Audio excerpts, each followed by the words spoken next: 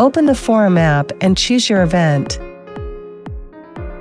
In your app agenda, you can see different views. You can see day, month, and year. You can switch between the general agenda and your personal agenda.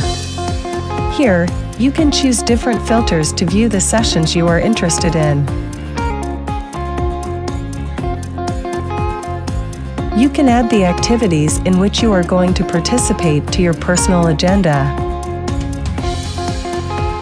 Here, you can view the participants of each activity and also add people to your connections.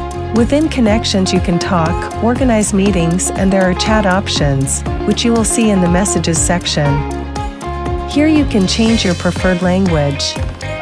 I'm going to change my preferred language from English to Spanish. We hope you enjoy the app.